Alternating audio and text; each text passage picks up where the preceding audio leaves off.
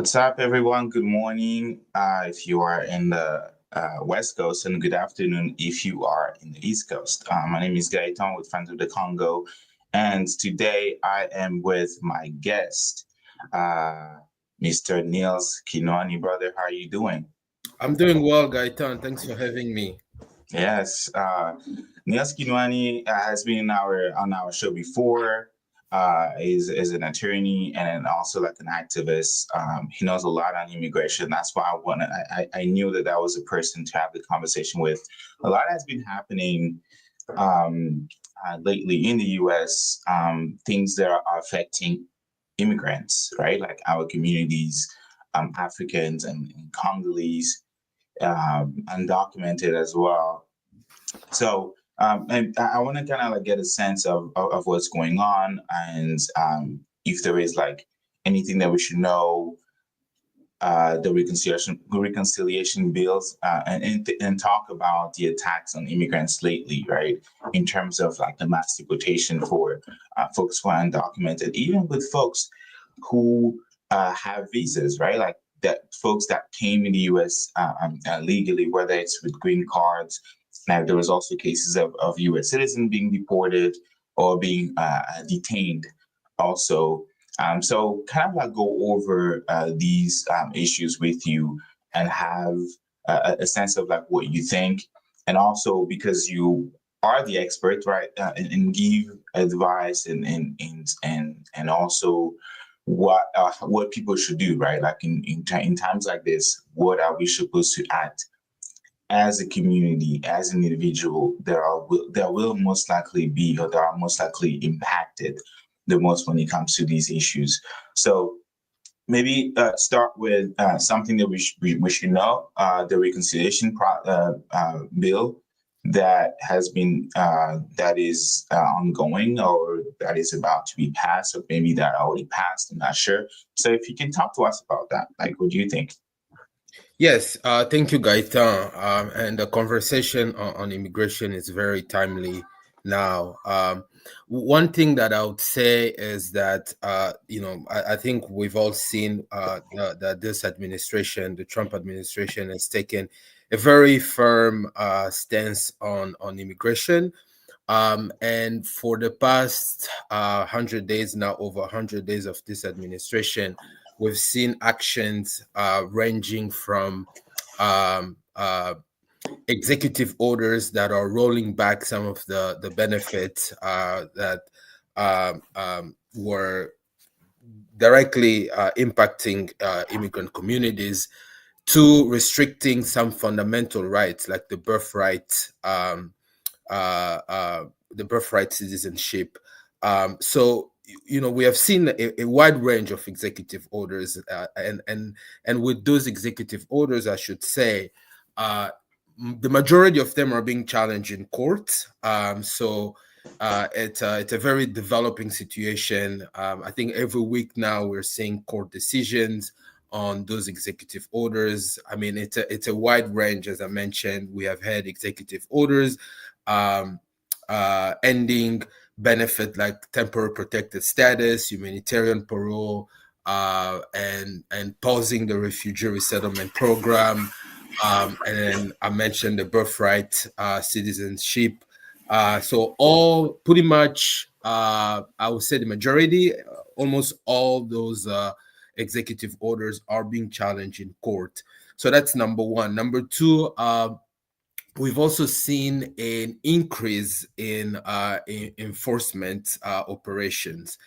So the number of arrests, and these arrests are also um, are also wide ranging. So starting from people who have undocumented immigrants, or people with final removal orders, or people who have overstayed their visas, and then so we've seen a surge in the number of arrests. Um, Mhm. so that's number two. And also on the congressional end, we have not seen much movement. We talk about the reconciliation process, and so that's something that we're tracking. But again, it seems like the courts are very busy, interpreting um, the rules governing those executive orders. So it's a developing situation, but the reconciliation bill is I think one of the major pieces of legislation that would I think implement most of the policies, the immigration policies that this administration has tried to implement through various forms, including executive orders. So, Yeah, and thank you so much for that overview. And you mentioned the TPS, temporary protected status. Before I dive into the questions that I have regarding that, can you explain to our audience what the temporary protected status is and what does it do yeah. for immigrants, essentially? Yeah. Yeah, so TPS, Temporary Protected Status, is a program that was created by Congress in 1990. And essentially, what the program does, it protects people from returning back to their dangerous conditions in the home country. So what the program does, or what the program says, is that if your home country is experiencing civil war or other dangerous conditions, including natural environmental disasters like earthquake or other public health crisis, we will not, if your visa expires or if you're here, without authorization, we will not remove you or deport you to that country. We'll give you temporary immigration status that will give you legal presence, authorization to stay in the country, and then we'll also give you work authorization while you're in the country. So that's what the program does. And we've seen a number of African countries that have benefited from that program: Sudan, Ethiopia, Somalia, to name a few. So that's what the program does. Yeah. Yeah, and you're an immigration attorney. I want to make sure that I'm stating that, Yeah. and as such, like you can exercise your license, I guess, in all 50 states in the U.S., right? Right. But before being a U.S. attorney, you are, at least I would call you that, like an activist, immigration activist, and you have been advocating and together with Friends of the Congo, where you are in the state of Maryland, on the TPS, the temporary protected status for Congolese nationals living in the U.S. Um, and you are also leading the Action for Congo, I would say, collective, as a collective of Congolese organizations, nationals, and also allies to support the Congo. So you have been organizing for years now. I really want to say, maybe when I jumped in and joined the wagon, it was 2 years. Maybe it's been more than that. So correct me if I'm wrong. So what's the situation on the TPS for the Congo? Because from what I heard, the Congo met all of those requirements. So how come Congolese national living in Congo have not been able to be granted the temporary protected status like we've seen for the case of Ukraine, for example? Why do you think that? Thank you, Gaetan. That's a good question. You and I have been working on on a number of advocacy projects for Congo, and the challenges that we face in our advocacy work for Congo. Whether focusing on foreign policy or foreign relations, it's the same that we are also. Those are the same challenges that we are also facing when it comes to immigration advocacy for Congo, right? So the TPS for DRC campaign started in 2022, and we've made the argument that it's clear that when you look at the conditions in Congo, when you look at the conditions in Congo, those conditions meet the legal requirement for TPS, because as I mentioned, TPS is based on country conditions, including specifically what the law says: armed conflicts, natural disasters, and other temporary extraordinary conditions, public Right. health. And you have all those conditions in the DRC, right? You have armed conflict, you have public health crisis, you have natural disasters. So we've made that argument. And we made progress. We were able to get, over 50 members of Congress write a letter to President Biden and At the urge him, time. yeah, at the time, to urge him to grant TPS to Congo. We have had a big coalition, over 160 organizations that signed on to our letter, our request to urge the administration to grant TPS to Congo. So we have been able to mobilize on this issue, but ultimately, we're not able to cross the finish line with the Biden administration. And with this, at the Trump administration, they've made it clear that they want to bring major reforms to the TPS program, and the TPS program has been restricted across the board for all Yeah. countries, including Venezuela, Haiti, so many countries. Yeah, Uh, the TPS for Afghanistan and yeah, last time I checked has been terminated, right, and then right, the one for Venezuela is being challenged in court right now. right, right. So one of the senators, and again, correct me if I'm wrong because it's been a long time that we've been working on that. One of the senators that was in favor of TPS for the Congo or kind of like the situation, the ongoing situation in Congo, was Senator Marco Rubio at the time, and he's now the Secretary of State. So has your coalition Action for Congo being able to benefit from his um, new role now, his new position as a Secretary of State, to kind of like ask the exact same thing, which is asking the protection of Congolese nationals due to what's going on in the Congo, which is in Friends of the Congo, we have been saying that it is a direct consequence of U.S. foreign policy.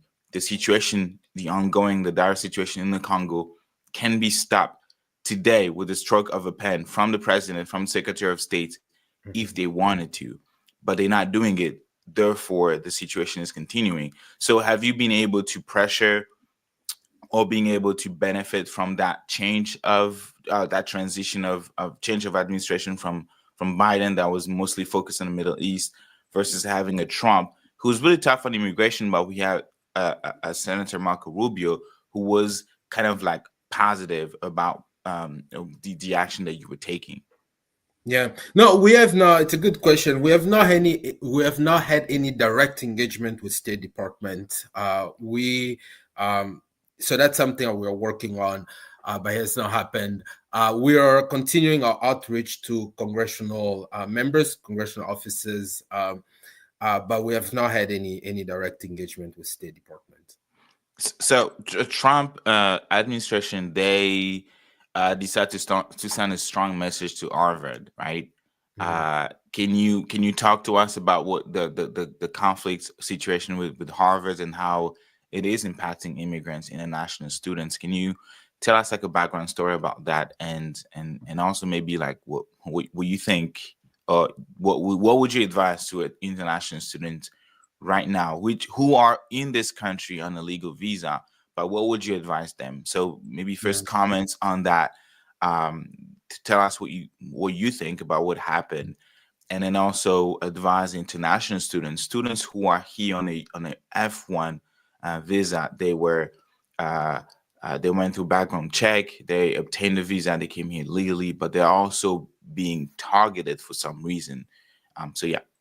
Yeah, so that case with Harvard has a lot of implications. I'll focus on the immigration implications, right? Mhm. So, with immigration, what the Department of Homeland Security did is that they terminated Harvard ability or authorization to enroll or accept international students, right? So, for any university, any public higher education institution, for them to be able to accept or enroll international students, they have to get a special authorization from the Department of Homeland Security. So in the case of Harvard, eventually, for a number of reasons that we might not be able to address Yeah. on the show today, so the Trump administration essentially canceled that. So for international students, it simply means that if you're enrolled with Harvard, you need to maintain your status.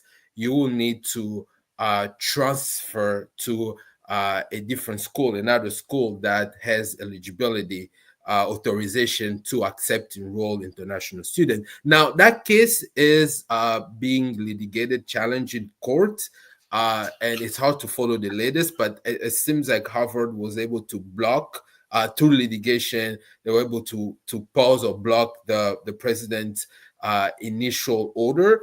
But we'll see how the situation unfolds. What I would say for international students, please, and I won't be able to advise on like without specific situation. I think for international students, you need to consult with an immigration attorney about your specific situation. Um, um, if you are being affected by this. So I would highly encourage for people to reach out to consult an immigration attorney. If I think Harvard might be the only one, I'm not sure if other schools are also affected by an executive order or where the administration is withdrawing or canceling or terminating authorization to accept or continue to enroll international students. But if your school is affected, you need to consult with an immigration attorney about And yes, thank you so much for that. And in talking about the situation in Harvard and also kind of like shifting, there was this ongoing talk actually happening under this administration whether or not certain laws also applies to non-U.S. citizen, including to national students, including undocumented, including just decent like folks, right, who are here on with on a visa legally. That somehow it's being argued, and I want to have your perspective because I've actually wanted to have this conversation with an attorney. Like, right, if it's if it is, let me say legal, right, that an international students being targeted because of their rights to exercise free speech, for example, or freedom of assembly.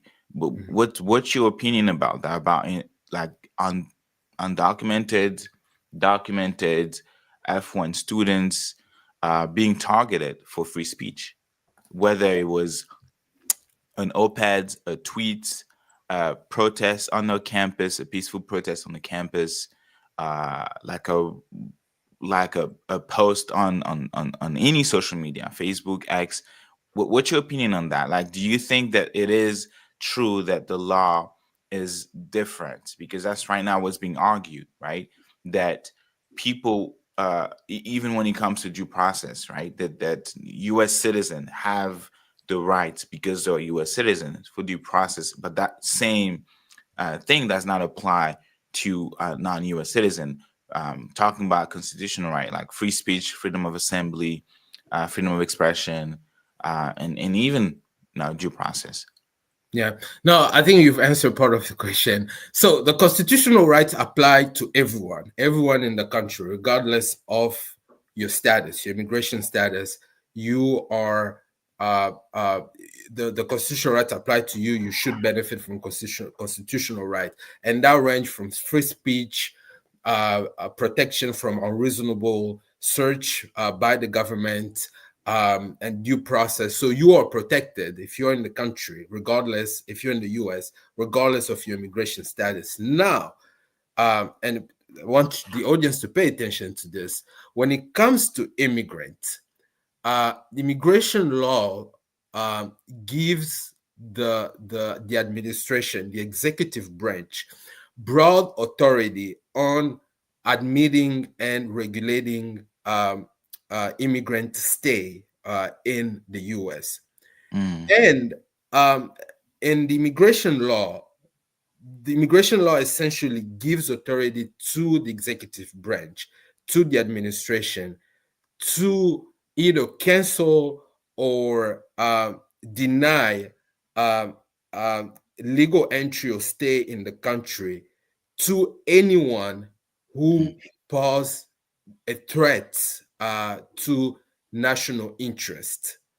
And a national interest, it's something that the law doesn't define. So mm, it's really up to the executive branch, the administration.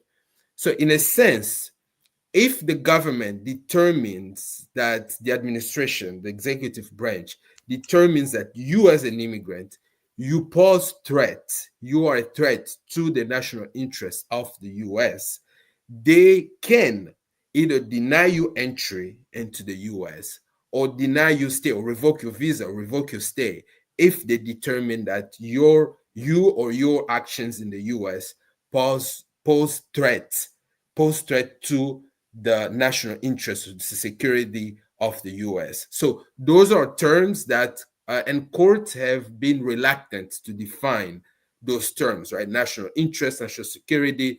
So that's how the administration is able to cancel immigrant visas, deny entry, deny stay, when if they make that determination that your actions pose threat to the U.S. national interest. So, So, are you saying now that immigrants in that case, they do not receive protection, or they're not really protected by the law, because there is this, opening, like these, there are rooms and a huge room of interpretation. That's are you saying that essentially the immigrants, at the end of the day, they cannot receive, or they cannot expect the same protection under the law? Is that what I'm hearing well, correctly? it's tricky. It's tricky. I would say it's a gray area of the law. Okay. I think most courts have had hard time reconciling constitutional rights and then the broad authority that Mm. that the immigration laws give to the executive branch. Also, that can affect some of the constitutional rights of immigrants. So I think most courts have had hard time, or most are actually reluctant to interpret, those terms, and then the struggle to reconcile, the idea that immigrants, like everyone, regardless of status, you should benefit from the rights that the Constitution gives to everyone, and then the fact that the immigration laws can impact or affect immigrant constitutional rights. So it's a gray area of the law. It's tricky, but and then in the past, we have not really seen past administrations use this as often as we're seeing now. So it's just a gray area, and then that's the reality now. Wow, that's crazy. So, as an attorney, and if someone had to ask you, they have to refrain from free speech, for example, would you recommend them to refrain from that at this particular time? Because there was cases, for example, at Bellevue College, of a student who was in a passenger seat of his friend that was arrested for DUI. That person's visa got canceled, even though he wasn't the driver, right? And then another case actually of an international student. I think it was a PhD student, and that's actually had really big media coverage, in the sense that that person had a parking citation, or tickets, like 5-6 years ago, something like that. And when they did renew their visa, obviously they mentioned that they had that citation, and that was not an issue for the administration at the time. And that person was able receive that extension.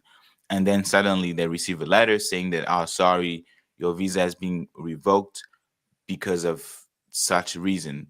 And I think when I read from the mainstream media, was that is being challenged in court right now, because um, it is something as silly as a traffic citation, right? Like a parking ticket, something like that. So it's kind of really odd to be in a position, because obviously we talking about visas, borders, bias, and broken promises. Because and we did mention temporary protected status at the beginning, and how immigrants come in the US with the hope of their liberty or the freedom to be different, right? But then being targeted because they hold a different citizenship is really worrisome, right? And so, would you then say to immigrants to keep it low, like to lay low essentially, and then not engage in certain things and it be perfect. Don't get a parking tickets. Don't, like, pay. Yeah. Just, I don't know. Be perfect, even though it's impossible, right? Yeah, yeah. Well, I mean, I'll say it's a case by case situation or determination. So it really depends on the person's unique situation. But I'll say generally, right, to um, qualify for a visa or for an immigration status, whether it's asylum, green card, or TPS, immigration looks at your criminal history, your background, your criminal background. So I just think that this administration is paying special attention to that. So it's something that they're focusing on. But for virtually any type of visa, uh, immigration will look at your criminal history, and your criminal history would have some impact on your application for a visa or for any immigration benefit in the US. Yeah, yeah. Thank you so much for that. I want to go back to the reconciliation process that you mentioned, and you said that the bill was expected to bring like a significant change, from funding for immigration, immigration enforcement. So we're talking about ICE here, and also mass deportation to potential cuts in essential services. So I really want us, for the at least for this segment, to dive deep into that. And for folks who are joining us right now, we are live on YouTube, Facebook, X, and Instagram. And with Nils Kinwani, his is an activist, is an immigration attorney. I will also say a federal policy manager. Um, uh, it's been really involved with the African community. With is leading the Action for Congo Coalition, which is a coalition of organizations, Congolese organizations, um, and even allies to advocate for the Congo. So we are here with them, with Nils, to speak about immigration comments and help us understand the different laws and things happening that are targeting or impacting communities, undocumented communities, communities with legal visas, students, and tourists and stuff like that, even green cards holder, right? Essentially, uh, a variety of who could be considered as immigrants in the U.S. So back to the reconciliation process, brother Niels, can you really help us unpack that bill, and what's in there and what we should be looking out for? Right, right. Thank you, Gaetan. Good question. And I think before we address or we'll talk about the content of the bill, I would like to talk about the context and then the reconciliation process itself. So, what is reconciliation process? So, reconciliation process is a special legislative process, right? And then, and I think for most of our viewers or listeners, we have a general idea of the legislative process. The legislative process simply is just a process through which a bill becomes the law. Any piece of legislation introduced in Congress becomes a law. And then that process entails approval by both chambers of Congress, so the House and the Senate. In the House, to pass the bill requires a simple majority, and in the Senate, a bill requires 60 votes. For most bills, it requires 60 votes, so 60 out of 100, right? So the reconciliation process allows a bill to pass the Senate with a simple majority of 51. So if the bill qualifies for the reconciliation process, that bill will only require 51 votes to pass in the Senate, right? So, and what is the requirement? How would a bill qualify for the reconciliation process? And to qualify for the reconciliation process, the bill must meet one big requirement. That bill must have a direct impact on the budget. And then that rule or that requirement was established in the 1980s. It's called the Byrd Rule. It's named after Senator Robert Byrd of West Virginia. Again, it was established in the 1980s as part of the Congressional Budget Act. So essentially, what the requirement says, if the bill must have a direct impact on the budget, right? So not an incidental or indirect impact. The impact must be a very meaningful and direct impact on the budget. So that's the biggest requirement. So as you can imagine, if one party controls both the House and the Senate, then they can use this process, right? So in the Senate, they'll only need a simple majority, 51, and in the House, they'll also need a simple majority as usual. The Democrats in the past, in the Biden administration, the Democrats controlled, I think, the first 2 years of the Biden administration. The Democrats controlled both the House and then the Senate, and then they tried to use this process. So this process is not new. It's nothing new. Yeah. So pretty much any party that controls both the House and the Senate, and then what's called the trifecta, if they have the presidency, the House and the Senate, they will try to use this process. And I think with the Biden administration, it was called the Build Back Better Act. If your viewers or listeners might remember, in 2020, 2021, 2022. And so the Republicans are trying to use this process. So now that we have covered the requirement for the budget, for the reconciliation process, let's talk about the process itself, right? So the process starts with a budget resolution. So a budget resolution will set the goals, the budgetary goals that the bill must achieve, right? So these are like general instructions, right? Like about what the bill should do or should accomplish, right? And then those instructions then are passed to the committees, and then the committees will then draft the actual legislation.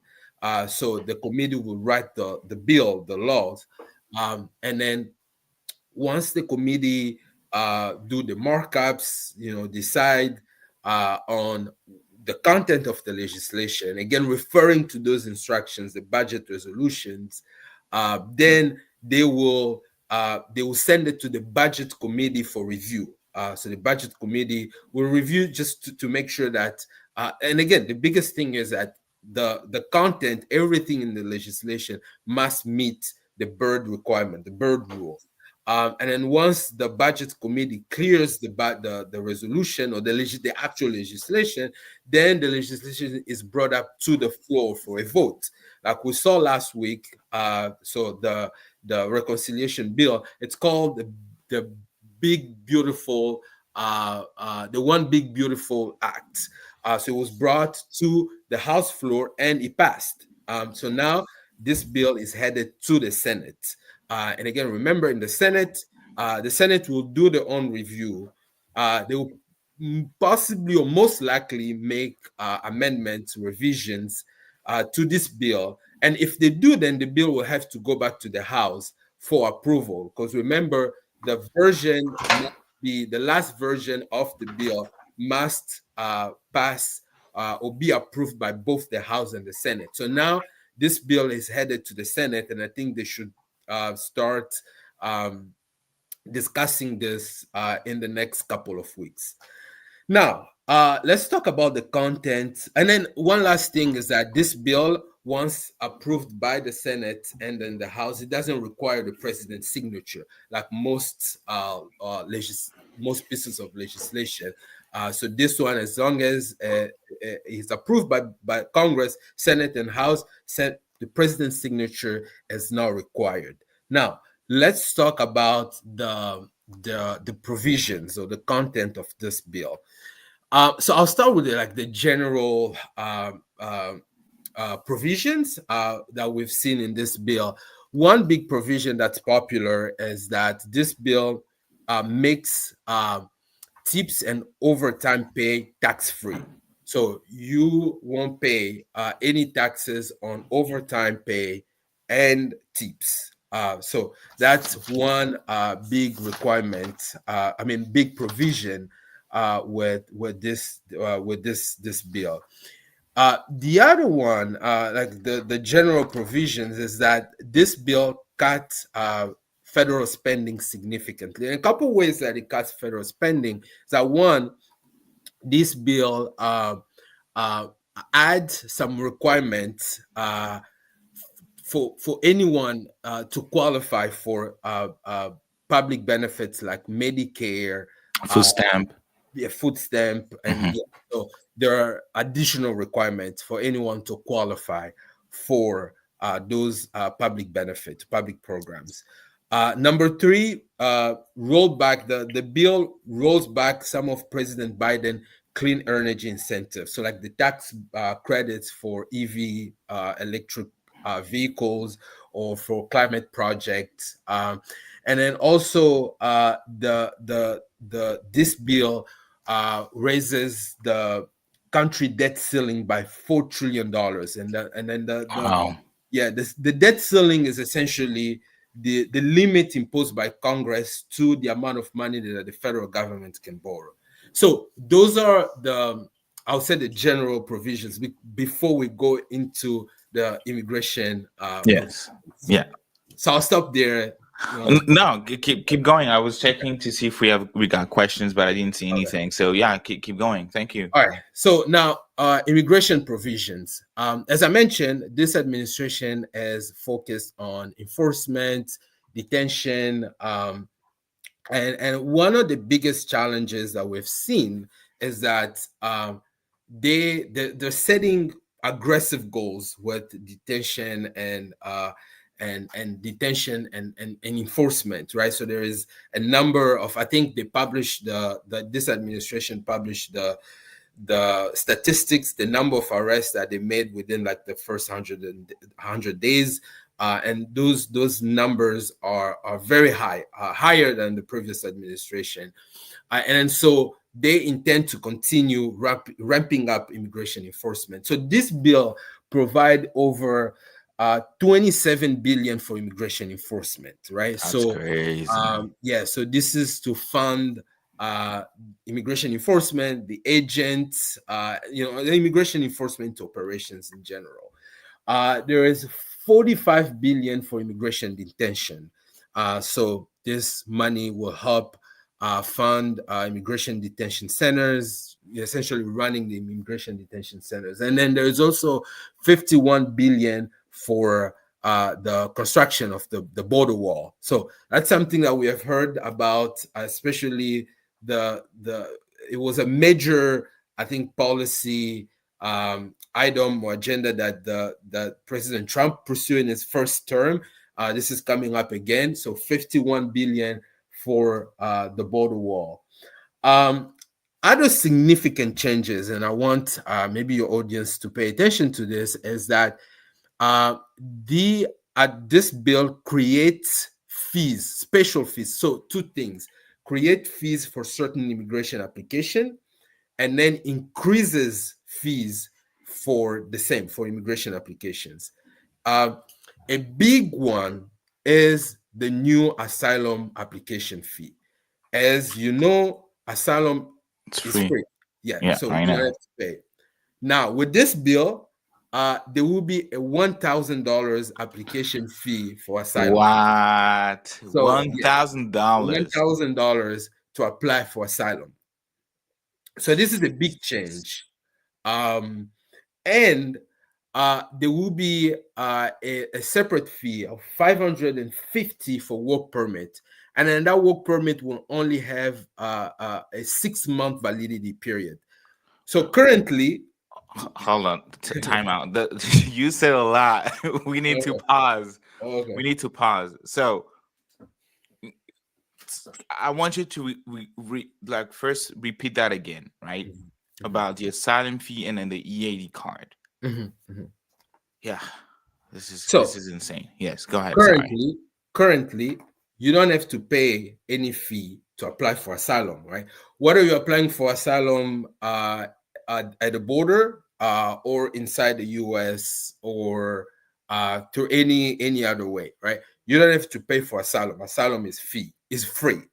Now, with this bill, there will be a fee, an application fee for asylum, meaning that for you to file your asylum application, you need a fee. You need to pay a fee. And then that fee is $1,000. And then there is no fee waiver. So so this bill makes it clear that the administration cannot accept any fee waiver for this particular fee, the asylum fee. So in addition to the asylum fee, you also have to pay $550 to get a work permit based on your asylum applications. Currently, if you file your asylum application, you wait for 5 months, you can apply for a work permit free of charge, right? You're talking about the EAD card, right? The What we EAD call card, yeah, the okay. EAD card, the employment authorization card, work permit. Okay. So if you file for asylum, you wait 5 months, you can apply for work permit, the EAD card, without free of charge. You don't have to pay any application fee. Under this bill, you'll have to pay $550 to get work permit. And then the work permit, currently the work permit has this 5-year validity period. So if I apply for work permit in 2025, it will expire in 2030. So that's the validity period for EAD cards. Now, under this bill, the EAD card will only have a 6-month validity period, and you're gonna have to pay $550 to renew every 6 months, as long as your application is still pending. Yes. Just reading the comments here, Yamid on Instagram said that's crazy. Indeed, it is. And then Odette's Abuki says, so people are going to pay in order to be able to work. And the answer is yes, if this bill passes. So asylum fee, big thing to take asylum fees. There will be a $1,000 fees for that. It is insane because it is people who are being persecuted in the country of origin, and they have no means to survive here in the US. Therefore, they're applying for asylum, not just to receive protection from the US government, but also to be able to live, to be able to work. So they start with nothing, and you're telling them you have nothing, but we want you to give us $1,000 for us to grant you that protection, from us to grant you that paper that will allow you to apply to work, right? That's crazy. $1,000, because I know that they check your income, they see how much you're making. But like you said, the asylum application itself is free. And then there is the EAD card, the work permits that after you apply, within 5 months of applying, you get that EAD card, the employment authorization work card, for free. And under this new bill, people will be able to not only pay $550 to get that card, but that card is only valid for 6 months. Versus right now, it's valid for 5 years. 5 years, yeah. Yeah, that's crazy. Yeah. And again, as I mentioned, so this bill creates new fees, and then also increases existing fees. Like for green card application, currently it's 1,140. Under this bill, that fee will go up to $1,500, so $1,500. So, and then there is a wide range of application fees that are being increased, but these are I think the notable changes, significant changes: asylum and green card. And before we continue, I think we have a question, and folks, please, we are with attorney Neil Skinwani. If you got questions for friends, for yourself, I'm sure that he will be able to try to answer, or even at the end, like, right, we want to make sure that the brother Neil's provide his contact info so that y'all can contact him, and like you say, it's on case to case basis as well. So we have a question from Yamid, sorry if I'm butchering your name. That person said, what other conditions do you have to fulfill for filing asylum? Are there any other loopholes that the administration is going to abuse? These are kind of the questions. Yeah, I mean, we have seen since the Biden administration, there's been a number of changes to the asylum application, especially the asylum application process, especially for people applying for asylum at the border, right? I think, you know, this administration has expressed interest in um, uh, bringing some reforms to the asylum program. I would say that, you know, we're expecting maybe more changes to the asylum program, essentially making some of the asylum process stricter, and you know, just essentially cracking down on you know, some of the people that are trying to apply for asylum. Um, for now, this is the big change. We have not seen any other changes. I mean, the asylum criteria is still the same. So asylum is for people fleeing persecution on the account of race, um, race, political opinion, membership in a particular social group, nationality. So the asylum criteria is still the same. The process is still the same currently. But again, I also want to caution the audience that we have seen senators, there are senators that are pushing back against some of these provisions. So there might be changes or modifications or revisions in the Senate, but you know, we'll see what will happen. That's why it's important to keep to track you know, this What's the name of this bill that is currently, you know, one big beautiful bill act. Yeah. one big beautiful Mhm. big act? Who's sponsoring that bill? Like who's writing or co-writing that bill? So as explained, so this is being sponsored by the Republicans. We've seen House Speaker Mike Johnson taking the lead on the, especially on the negotiations, because there's a lot of negotiations in the House, and Speaker Johnson has taken the lead on most of the negotiations in the House. Um, but yeah, we'll see what happens in the Senate. It'll be interesting to follow. Wow, wow. That was a whole lot of roller coaster. Like I thought we were gonna have.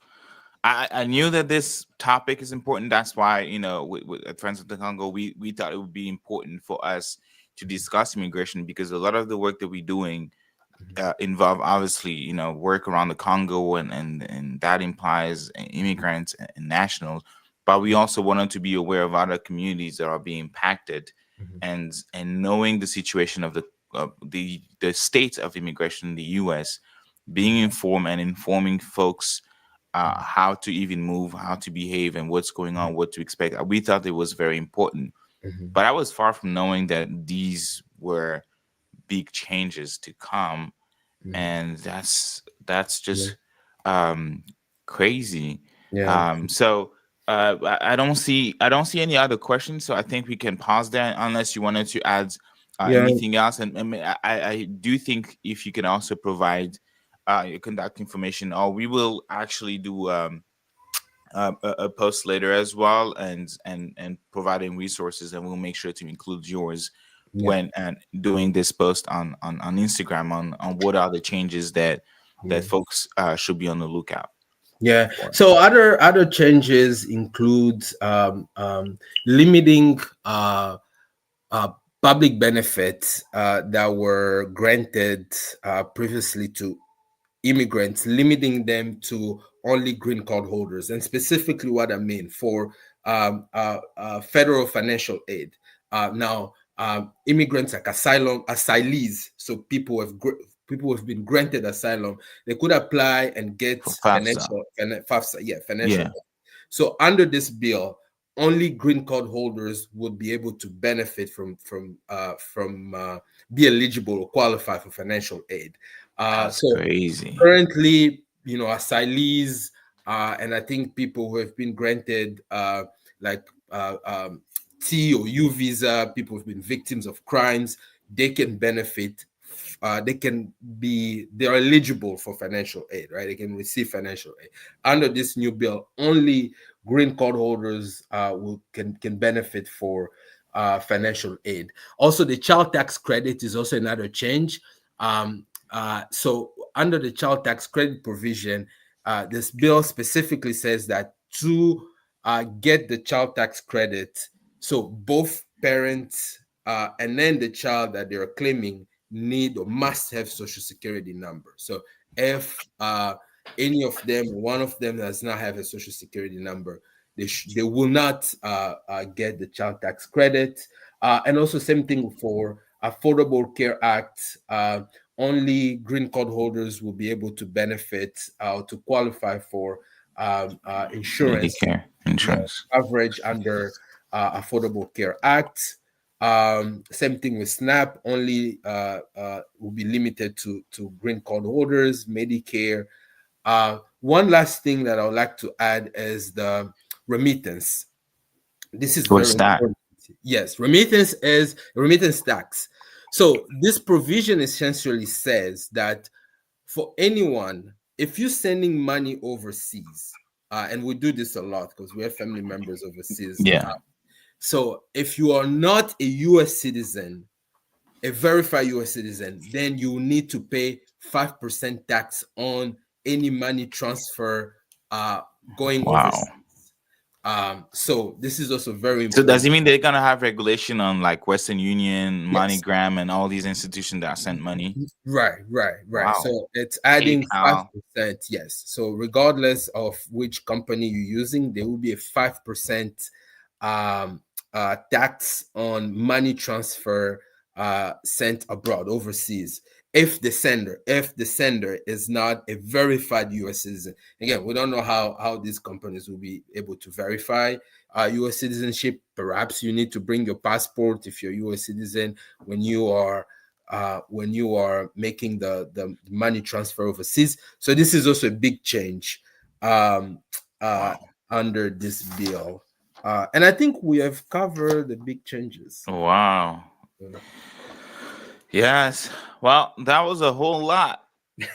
Bad news after bad news. We will be on the lookout. We will be providing more updates. We will do our best to bring you back, and as soon as there is something new.